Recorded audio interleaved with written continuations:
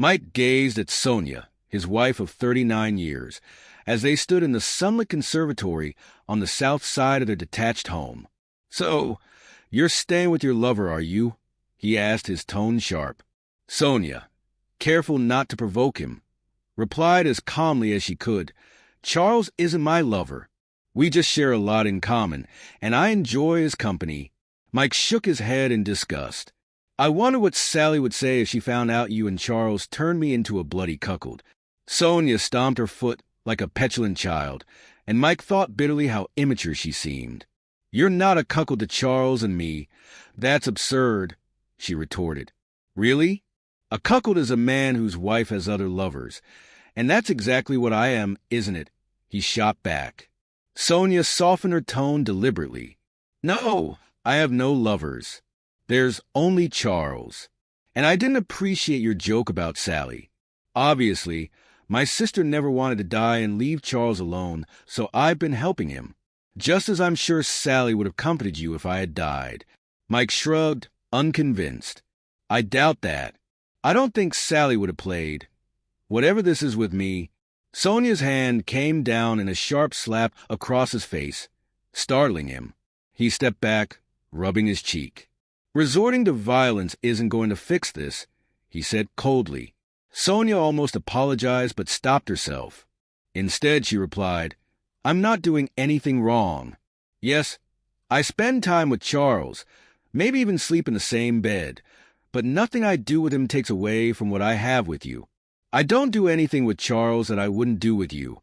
Mike smirked ironically, recognizing her evasiveness. He suspected she and Charles shared intimacies she had never considered with him. "Mike, make sure you take your medications when I'm not home, okay?" she asked suddenly. Her concern startled him. "Why do you care if I take my meds or not? If I died, you'd just marry Charles, wouldn't you?" She shook her head firmly.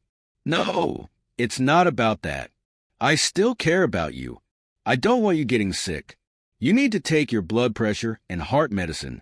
We're both getting older. You're almost 70, and I'm 66. We have to take care of ourselves." Mike allowed her to kiss him on the cheek before she got into her sports car and drove off to her date with Charles, the widower of her late sister, Sally.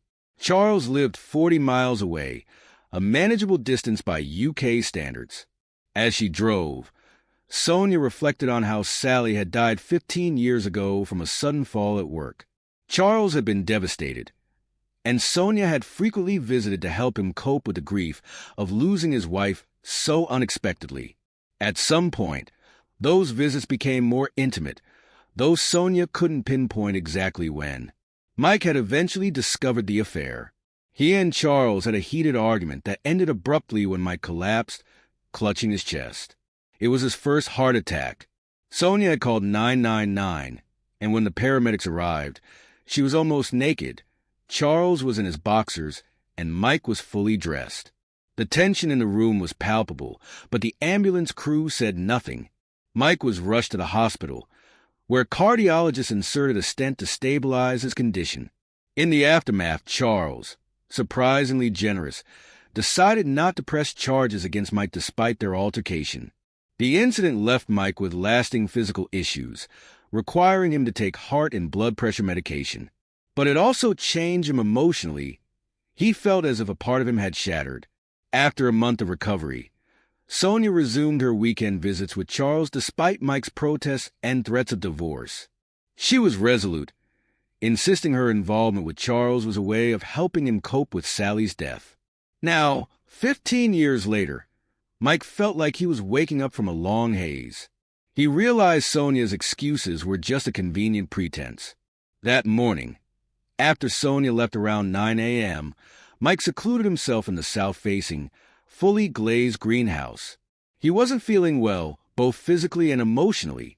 Mike kept his health concerns to himself, wary that Sonia might misinterpret his intentions as a ploy to keep her away from Charles. That was far from the truth. He was more than ready for Charlie Boyd to have her. Settling into his well-worn armchair, he soon drifted into a profound slumber as the June sun climbed steadily in the sky. The temperature in the conservatory crept up relentlessly, eventually reaching an oppressive 50 degrees Celsius, 122 degrees Fahrenheit. When Mike awoke, he was disoriented, his body drenched in sweat. The stifling heat sapped his energy as he tried to rise, only to collapse back onto the scorching stone tiles. Summoning every ounce of strength, he crawled toward the double doors leading to the cooler living room. The tiles, which might have offered relief, were painfully hot to the touch, intensifying his struggle. Desperation set in as he reached for the Bluetooth pendant Sonia had gifted him for Christmas. Designed to connect to his phone, it was his lifeline, but his calls to her went unanswered, diverted straight to voicemail. "Help me, please," he rasped, his voice barely audible. His phone, cruelly out of reach, remained in his jacket in the adjacent room.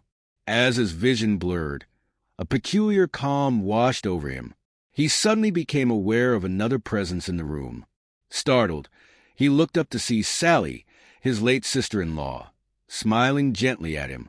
"Sally," he croaked. "Yes, Mikey, it's me," she replied, using the nickname only she had ever called him. Confusion mingled with relief. "Why are you here?" Her serene expression remained unchanged.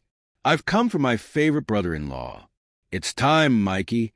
He stood up, seemingly weightless, and saw his own lifeless body sprawled on the conservatory floor. A wave of realization hit him. "I'm dead, aren't I?"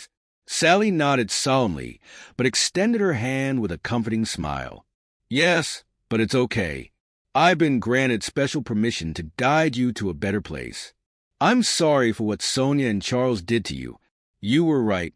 What they did was immoral, and I would never have treated you that way. Now, come with me." Her words carried both solace and sorrow, and as she held his hand, they ascended together to a peaceful realm far beyond earthly suffering. 2 days later, Sonia was driving home, mulling over her strained relationship with Mike. Her guilt weighed heavily as she contemplated ways to make amends. She resolved to pamper him, perhaps cook his favorite meal or show him affection that night. The memory of slapping him haunted her. She had always believed that no one should stay in a marriage after an act of violence, yet she desperately hoped Mike wouldn't leave her. Approaching home, she remembered to check her phone, which had been off for hours. A single voicemail from Mike sent a chill down her spine. His faint voice pleaded, "Help me, please." Panic surged as she floored the accelerator. Pulling into the driveway, she saw Mike's car still parked. She dashed into the house, shouting his name, only to stop dead at the sight through the glass conservatory doors. There lay Mike's body, contorted on the stone tiles, his outstretched hand frozen mid-reach for the door. The sweltering heat over 3 days had left the scene nightmarish, burning the memory into her mind forever. Trembling, she called 999. The responding team moved with practiced efficiency, bagging Mike's remains and ventilating the oppressive space. A compassionate coroner gave her the contact details of a specialized cleaning service. As for Andy, he advised, "Tell him Dave sent you. They'll handle everything." Sonia retreated to the kitchen with a bottle of gin, dialing the only person she thought might understand, Charles. When Charles picked up, his voice sounded drained. "Hello, Charles," Sonia began shakily. "Mike's gone. I came home to find him. He had a heart attack.